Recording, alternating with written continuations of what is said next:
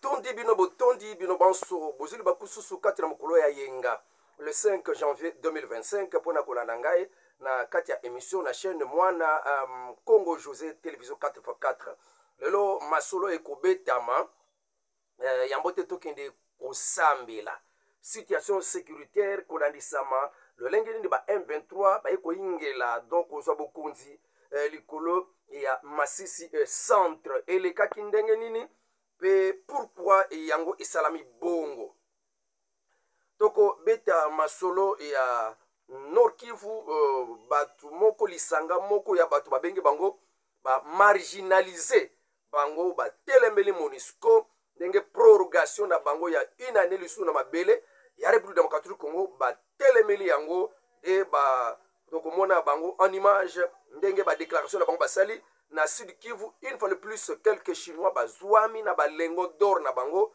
ba kosala exploitation illicite ya ba minéraux ezalaki nano mwa mikolo elekaki bakangaki me kaka ba politicien na Kinshasa awa na bokambami ya la police kuna commandant la police ya Sud Kivu baliberaki bango bakena bango nzela Rwanda donc politique moko ezoleka wana en tout cas pona ba o bakangami ba ndeko na Sud Kivu balobi tokotala donc oyoka déclaration ya ndeko nanga pona makambo ya Sud Kivu waza originaire pe ya Sud Kivu Omo nanga José Rachidi.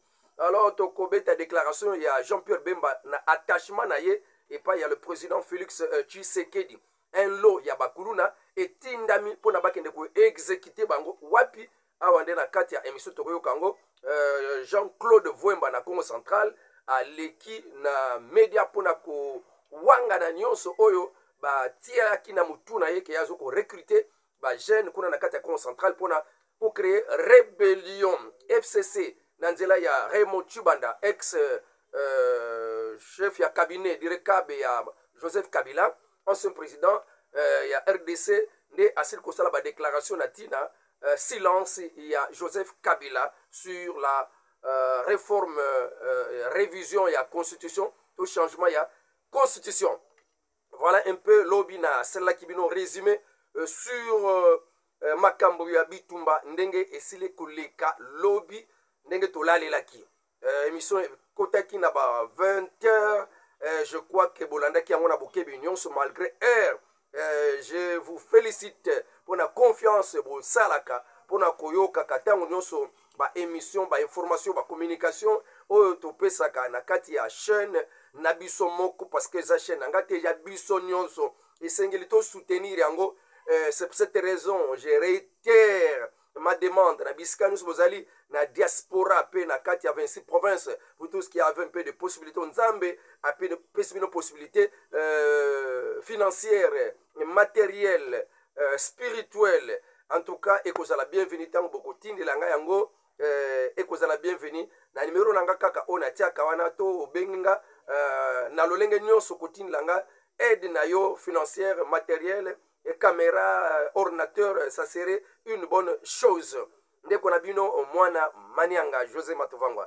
Alors sur la situation sécuritaire toyebi combien mbongo etambolaki toyokaki déjà avant ba fuite wana mais yakoka mwana côté Lubero pe na ba kwenyonso résistance ezalaki makasi on a tenu beaucoup de temps mais ba eko zwabiso na côté ya Masisi parce que un commandant na FARDC waza déjà na mutu ngambo wana apenza hermaphrodite aza mutu na biso te ami bamba mutu na biso me na ndenge penza ya bomoto ane mutu a Rwanda me baya na temps oyo ba armée na biso bando kota bikota kota ba paya bazo kota lokola ba ko défendre mboka nzoka ba wana nde bazalaka pona ko trahir alors wana nde akendeki ko coopérer commandant ya Wazalendo pone apesa information te na bandeko na ye sur arrivée brusque et ya ba M23 na kati ya mboka ya Masisi centre nde na ngwana na pesa bino récit ya lobby comment le M23 baselaki kokota na mboka ya Masisi centre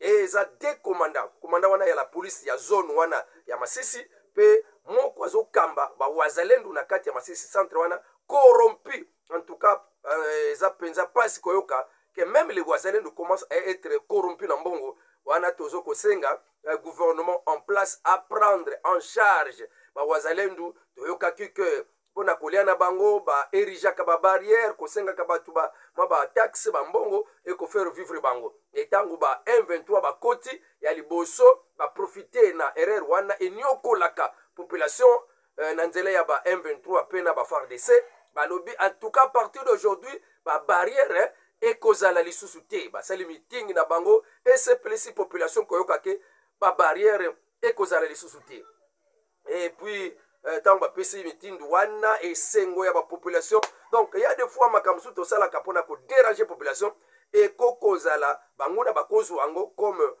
likambo na bango oyo ekopesela bango confiance alors track ya bajeune garçon ezalaki mpenza makasi révélation euti na ba ONG ya badroit de l'homme oyo eza na kati ya Masisi centre parce que bazalaki bavictime ya ba M23 mpe na kati ya mboka wana basili kodénonce que ba M23 bazokosala chasse à l'homme na bajeune ebele oyo bazofunda bango à tort ke baza bato ya wazalendo mpe kokanga bajeune mosusu binonga nazalaka wazalendo te ils sont priés de force bakota na kati ya M23 sinon bakoconsidere yo comme wazalendo mpe babomi yo elikambo wana kaka tokokopesela un peu compte rendu alors trahison oyo esalami kuna eza na deux commandant ya bawazalendo na commandant ya FARDC mais le président Félix Tshisekedi se bat mpona kodote bango na bamatériel nyonso esengeli na niveau ya likolo na niveau ya terrestre tout est mis en place alors koka moi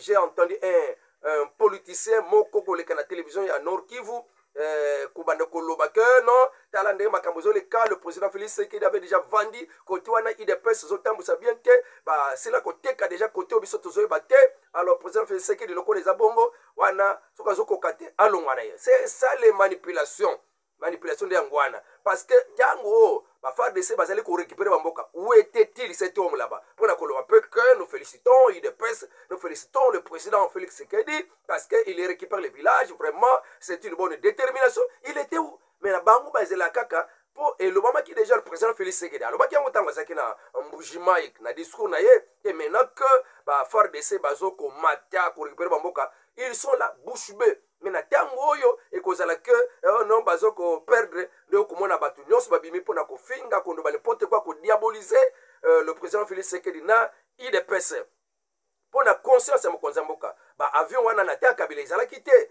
baservice ebele spéciaux oyo lelo toza nango ezalaki te na ntango wana mais sikoyo esalemi mpona nini c'est pour la libération ya est bazotia bakochange basali bareforme na arme pourquoi eza mpona koluka délivrance eya donc ntango ozoloba ke non wana Félix Tshisekedi soki azokoka te alongwa c'est pour donner la voix à Kagame et de continuer à contrôler la République démocratique du Congo bato ya boye bazona balangage wana sont purs de Rwandais et qui sont au service de Rwanda bazwi mbongo wana oyo eyaki ye mpe azwaki yango un politicien pareil to quelqu'un dans un forum azokozwa balangage wana ke en tout cas Félix Tshisekedi azosala eloko te ateki mboka azosala eloko te comme langage ya bafayulu na bakatumbi mpona koloba ke l'armée ezali abandonnée à elle-même bakuna na kati ya Nord Kivu bamunition nyonso eza na bango mais koyoka ke na kati ya Masisi bapimeli bawazalendo baarme ye moko mokonzi na bango ya bawazalendo complice donc bafardc bayokaki déjà mouvement ya retrait stratégique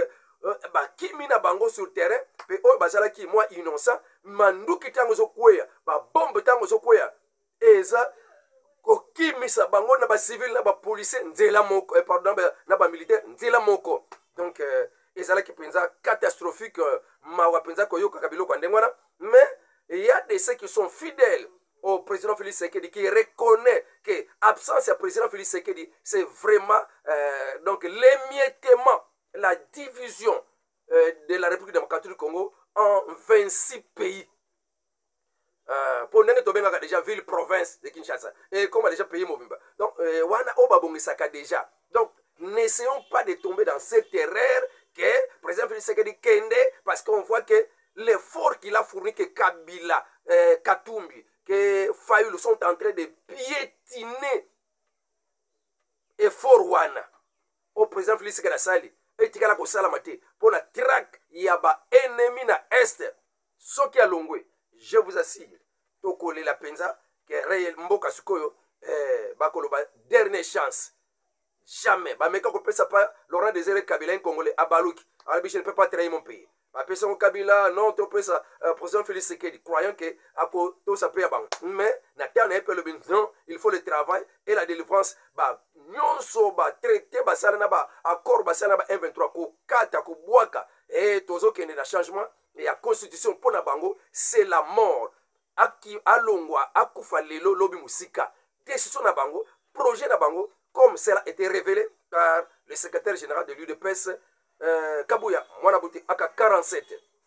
Alors pendant que le M23 prenait le contrôle de Massissi centre, les Wazalendou aussi de l'autre côté, il y a Ngungu prenait le contrôle, il y a Karambi, Kamatale, Bamboka Oyo, ba M23 ba Vandelaki Oyo est riche en minerais. La terre wana bango ba se concentrer qui peut ba kende kozwa Massissi centre, bango peut ba faire de ces Wazalendou bake koboto la bango bamboka mibale oeza plein de richesses na côté ya Ngungu. Alors les londe bitumbeza na Ngungu centre pour na pe ezonga na maboko ya ba FARDC ba Wazalendo. Donc là les affrontements sont en Ngungu centre aujourd'hui. Massissi centre, plusieurs ONG des droits de l'homme accusent le M23 sur une chasse de l'homme depuis la soirée du 4 janvier 2025. Accusés à tort d'appartenir à des mouvements Wazalendo. Les jeunes contraints de rejoindre le M23 ou être considérés comme des Wazalendo. Voilà un peu ce que je peux vous dire. Mais ne perdez pas confiance. Renfort les lots déjà ici Kokende. Poursuite judiciaire. Il y a un commandant wana. Ils ont déjà en téléchargement. Ne vous en faites pas. Naba oba komi kopé sa langage mabé. Ils vont être confondus.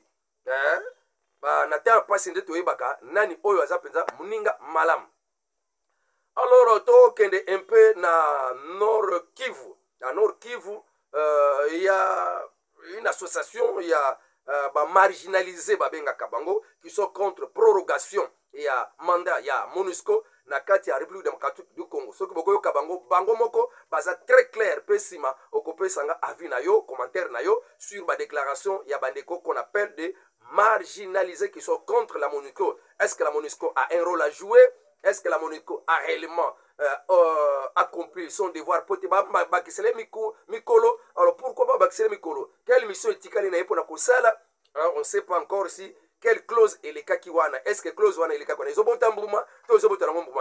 Écoutons un peu jeunes marginalisés.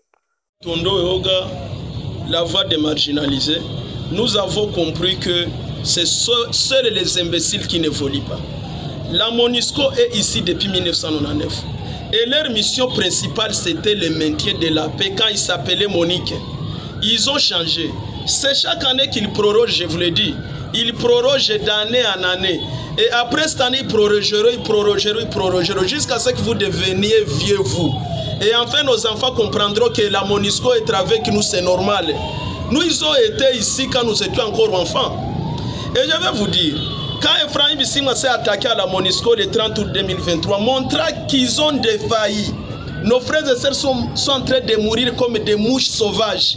Tous les gens ont attaqué Ephraim Bissima, mais pourquoi il est pressé alors que la MONUSCO a montré que la fin de cette année, la MONUSCO doit rentrer, la fin de l'année 2023. Mais l'année a pris fin. Nous avons commencé 2024. Les fameux mandats avaient été prorogés avec comme motif ils ne vont pas rentrer avant les élections. Cette MONUSCO a évolué, on nous a dit que cette fois après les élections, la MONUSCO va partir. Voilà encore les mandats prorogés. C'est ce qui nous dit qu'on n'attendra pas ces prorogations en prorogation. Logiquement, ils doivent comprendre qu'ils sont chez nous. Et ces gens doivent rentrer. Parce que leur mission a pris fin. Ils ont échoué, ils n'ont même pas zéro. Ils ont en dessous de zéro. Parce qu'ils auraient zéro s'ils ne nous ont pas endeuillés. Ils ont endeuillé partout ici. J'ai suivi, vous savez ce qui nous écrit, messieurs les journalistes. Il y a déjà des propagandes à vos radios. Ça, nous, on a suivi, on a pleuré.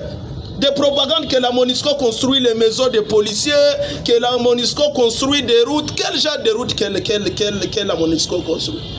On part avec vous à Massissi, vous nous montrez la route que la MONUSCO a construite. La petite maison qu'on a construite ici, c'est là. Est-ce que c'est la maison qui couvrirait ou qui réparerait tous les dégâts que la MONUSCO a commis ici? C'est tout simplement ça. Et enfin, ne soyons pas vraiment des petits malades. Antonio Guterres, vous le savez, c'est le patron des Nations Unies, le secrétaire permanent. Lui avait été clair. Il a dit que la MONUSCO n'a pas la force de frapper les M23. In extenso, il avait dit ceci. Le M23 est aujourd'hui une armée forte et moderne. Nous, combinés avec la force des FARDC, nous n'avons pas le poids de faire le bras de fer contre les M23. Mais qu'est-ce qu'on cherche encore si peut-être nous ne sommes pas des malades? Quand quelqu'un comme Antonio Guterres se donne des révélations comme ça, mais est-ce qu'il faut qu'on attende que le même Antonio se contredise? C'est lui le patron de la communauté internationale. Est-ce qu'on va attendre quelqu'un qui est là à RVA, si on appelle le chef de la MONUSCO à Goma? Est-ce que c'est lui qui va contredire son patron au niveau international? Non, mon frère, c'est nous qui souffrons. Si passer dans les cas de déplacés, c'est pathétique, mon frère. Il y a des enfants qui n'ont jamais étudié. Il y a déjà plus de 2 ans, 3 ans. Nos enfants de Massis, de Rutshuru, comment ils étudient? Aujourd'hui, c'est Lubero qui est attaqué. Je ne parle même pas du cas du site qui voulait tout, Guanéo, les mécaniques et les autres. Cette MONUSCO là, je ne parle pas du tour, les codes, on ne sait pas quoi et quoi. Ils sont là. Les gens qui sont égorgés comme des vaches à benne par les terroristes là. C'est pourquoi nous on dit qu'ils ont échoué. Nous avons la foi que si les FARDC sont encouragés par les gouvernements, si les FARDC n'ont pas de mauvais renseignements comme ceux qu'ils ont reçus par cette même fameuse MONUSCO pour tuer les Bazalènes ici, nos FARDC dans moins d'1 minute peuvent mettre en déroute les rebelles, les terroristes et les M23. On l'a vécu avec Mamadou. Mamadou, dans peu de temps, il a élevé le drapeau de la République démocratique du Congo. Et pour cette année, et pour l'instant, quelles sont les activités que vous allez organiser pour contraindre cette MONUSCO? Nous sommes d'abord dans la phase d'informer, de sensibiliser. Hier, nous avons eu un grand point de presse conduit par la voix des marginalisés. On a expliqué pourquoi nous ne sommes plus pour cette MONUSCO-là. Aujourd'hui, nous refaisons ce même travail. Après le point de presse ici, nous commençons la distribution des rapports du carnet du temps d'août 2023 pour que les gens comprennent que ce sont nos frères et sœurs qui meurent matin, midi, soir. Ce ne sont pas la MONUSCO. Ce ne sont pas les gens de la MONUSCO qui meurent comme ça, mais ce sont nos frères et sœurs qui meurent matin, midi, soir. Ce sont nos frères qui croupissent dans la prison aujourd'hui. Ce sont nos frères qui sont dans des cas de déplacés, qui ne savent plus à quel sens se vouer. Donc c'est tout cela que nous commençons à sensibiliser. Déjà le jeudi, nous commençons à distribuer des tracts le jeudi prochain ici. Et la semaine prochaine, nous passons aux actions de grande envergure. Le maire de la ville, il doit comprendre que c'est un citoyen congolais. C'est ce que nous lui disons seulement. La lettre qui nous a répondu, vous avez dit, il nous a demandé de déposer les mémoires à 2 personnes au gouvernement. Même les policiers viennent de rire à ce gouvernement-là. Quel est le mémo très important comme ça qui peut être déposé par 2 personnes? Mais nous allons faire nos actions citoyennes. Nous sommes chez nous dans notre pays. Et prochainement, on va vivre tous dans cette RVA-là. Alors, parlons à la Kiswahili, bwana Emmanuel Nyakasande. Sinon, je crois que chacun a écouté ce que Bato Balobi. Nazo zela ba commentaire na bino na kati ya isika botiaka ba commentaire. Alors na Sud Kivu ba chinois lisusu ba zwami pona makambo ya exploitation illicite. Lokola ba kimisaki bango sanction ezate ba monike ha Congo eza passoire toko kota lisusu. Je ne sais pas si le même kaka o ba kimisaki le même kaka baye toba mususu, mais c'est catastrophique. Les hommes politiques kaka ya biso moko tozo komi bebisa mais tozo latisa kaka pasi nyonso likolo ya chef de l'état le président Félix Tshisekedi. Or que les démons, les sorciers sont avec nous, qui créent des choses na kati ya butu butu pona ko distraire batu, pona ko tia déséquilibre afin que balobela kaka voici les désordres, voici les désordres. Or que o bazoko orchestrer désordre wana bazaka kaka batu wana ngambo ya ba o bazalaki na pouvoir. Mais lelo balingi kaka ba régner, ba dominer, surtout ba continuer ma solo na bango ba sala kabanda kala. Yango baza contre le président Félix Tshisekedi. Ne pona yango ndeko nangai homologue nangai collègue nangai ya mosala ndoi nanga José Rachidi azo raconter événement oye salamaki kona na kati ya Sud Kivu. Je l'aime beaucoup. Ndenge pe na ba émission nanga musona lobaka. Écoutons aussi les autres. Je pense pas que les gens vont accepter cette fois-ci. Tout le monde a l'issue sur le 2e épisode du film et tout le monde a Bukavu. Tant on a commencé à Bukavu, bakangaka 15 Chinois oyo bazali ko exploiter minerai à Congo illégalement.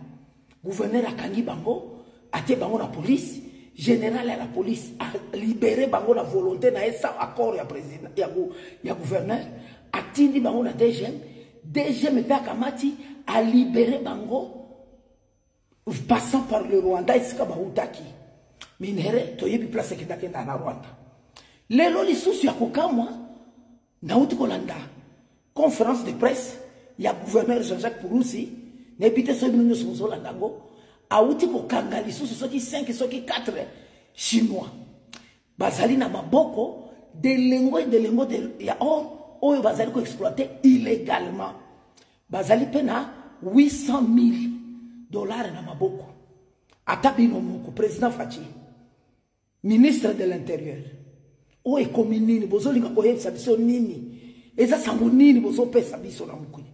C'est quel cours que vous êtes en train de donner au peuple sud qui vous vient au Yavi la Bukavu.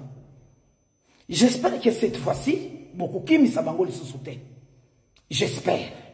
Général Isio, général à la police, tozo senga na yo, o assumer ma responsabilité na yo. Papa Nabiso, directeur provincial et DGM, o assumer ma responsabilité na bino.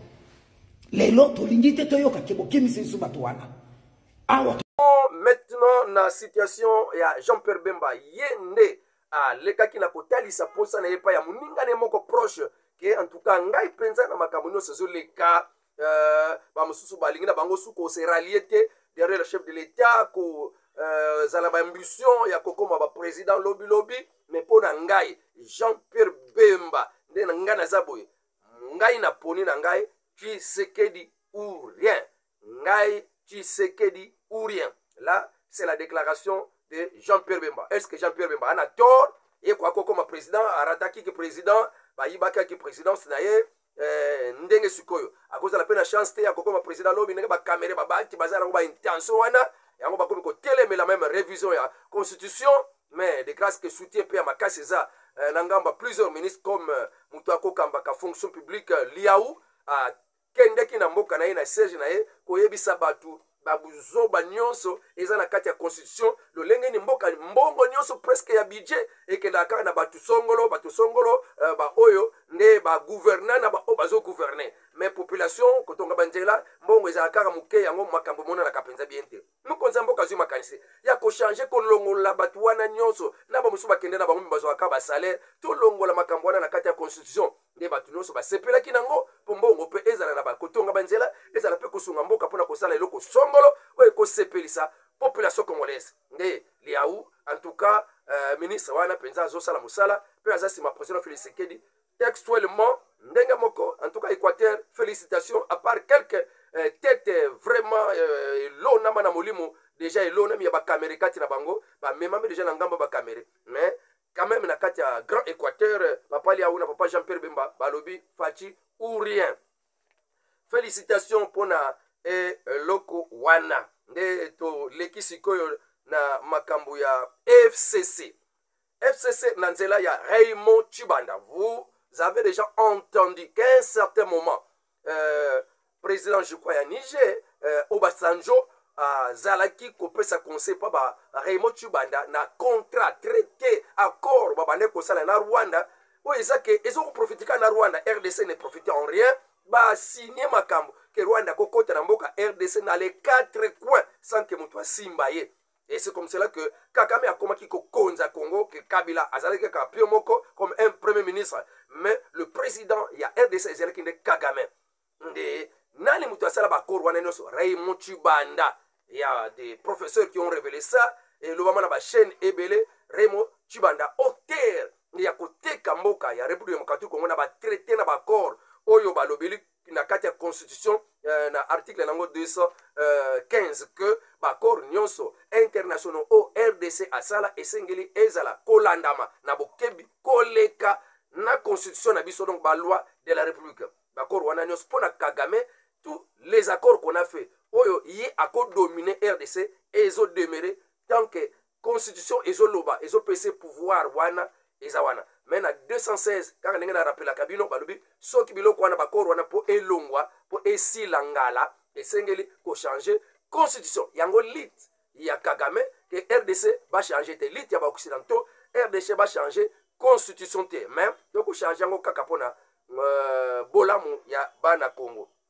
Alors, Raymond Chibanda aleki kosala communiqué lobi le 4 janvier 2025 asali communiqué ezolobake kotinda message na régime en place te bino bozokanisa ke Kabila ndenge azane kimia donc azana état ya passivité donc ya mutu moko ya kokufa nzoka bolinga te kolamusa lion oyo azali na repos donc ye alobi ke lion aza na repos bino bozokokanisele ke akufa mais boyeba ke soki alamuki makambo ekoya tokende kolobela ngo na français ndenge alobi que ceux qui confondent le silence d'un homme à de la passivité oyo bazokonfondre silence ya mutu lokola mutu moko ana susu na mouvement na nzoto te asu kosala eloko te passivité et prennent un lion au repos pour mort et bazozwa lion eza na kati ya repos bakanisi ke kufa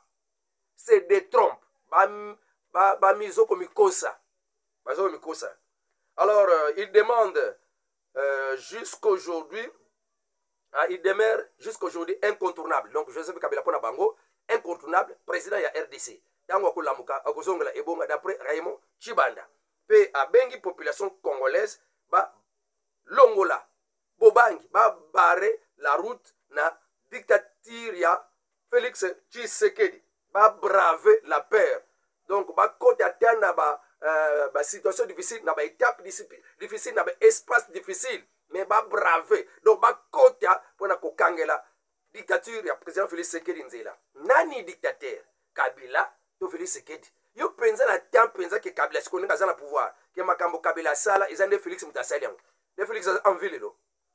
Donc qui est dictateur? Donc ça c'est l'inverse. Mais wana na lobaka ezande président Félix mutatike la bango temps qui pasteur président papa électro po batoyo bazana ba preuve ya ke ba détourna ba tekamboka ya ki trahison ils sont encore en vie wana izo pesa bango nguya ba loba ba sakana et ils rendre vraiment que non les Tshisekedi azana puissance tout ça parce que justice congolaise ils ont la batouana ba sakana ba loba n'importe quoi marqué ba preuve ezali ya ma kamba mabe ya ba trahison na bango. Comment quelqu'un qui a vendu le pays de la RDC qui a trahi et qui a sauté la peine mituka pe à la télévision pe lobby hein wana na Brazil ko sala mate na Rwanda tala bamboka Gabon ko sala mate. Donc il profite na qui pasteur ya président Félix Tshisekedi sinon de telles déclarations directement arrêtées hein, parce que tu avais déjà trahi, il y a des preuves que si tu trahis mboka ou teka mboka sala ba corps ya mboka individu avant sala accord na mboka msupona ko teka mboka yo individu. Bon 57 Kuluna confirmé Kuluna transféré vers la prison et à haute sécurité. Donc bakena ba prison haute sécurité ba lobi kombo nango mais eza pe na tina koyoka te parce que okende ko tinda et pas bato ba droit de l'homme pour bakende kuna pour battre la situation bato wana bake ko exécuter bango.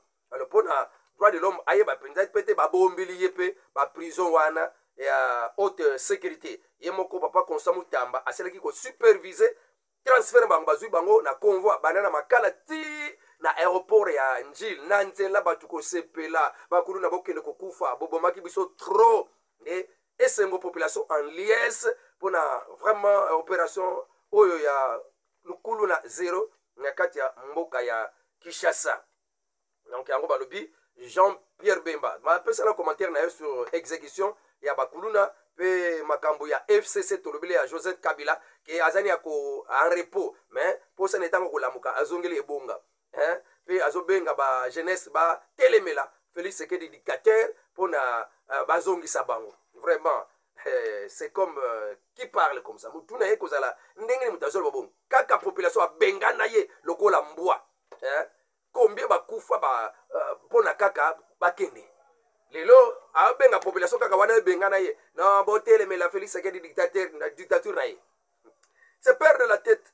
Alors Jean-Claude Vouemba sili kolobaki le ni de près ni de loin na recrutement ya ba jeune na Congo central pour ba créer rébellion atikala ko sala ngote pe azana makanisi wana te wana ezande ba dongoli miso na ta otozali ba lingi ba salir image na ye ba dinisi na libulu na ta omboka za koleka na bakati ya ba insécurité balingi bakotiane likambo oyo aza te nde aleki na etanduke mpona koloba ke aza kuna te wana eza nde accusation ya lokuta mais nga nazobisa Jean-Claude Vemba eza mpona kokende na télévision te eza dénonciation esalemi ntango omoni ke oza ni de près ni de loin na makambo oyo justice ezali akata likambo wana moto wana aya na bapreuve yo mpe oke na bapreuve comme ça justice aka na télévision papa nga nandimi nanu te ti justice akokata likambo wana mpenza oke kofunda motu wana kende kofunda G8 aka na télévision jamais wana toyebi ke soki oke justice te wana likambo vraiment nous sommes vraiment à la fin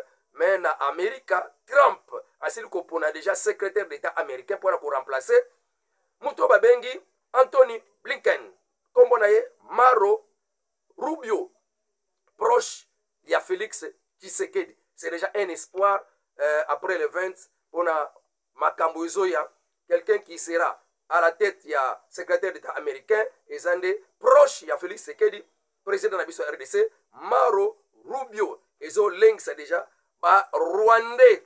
En tout cas, Trump a tindé déjà message qu'on a na Kagame pour la kolobake. Il est derrière le président Félix Tshisekedi. Jamais Rwanda à cause de la kakokota kanamboka batu pour agresser, cesser de telles choses. Alors tu vois l'event, ya kota na ye makambonini et koleka. Alors pour dire que message au Rwanda azui, ils ont paniqué déjà alingi avant que Trump alongwa. A ça déjà tout ce qui est nécessaire pour récupérer ba territoire na kati ya est ya République démocratique du Congo. Mais le 10 janvier oyo bakokata likambo ya Trump soki na mbeba oyo asalaka na kala oyo bafundelaka ye na justice na bango nde totala soki akosa condamnation okoyeba votaye déjà président américain sanction ekoyela ye le 10 ekozala mpona koakite ye to mpona kosanctionne ye wana tozotala. Nous sommes à la fin de cette émission. Au revoir à tout le monde, bon dimanche.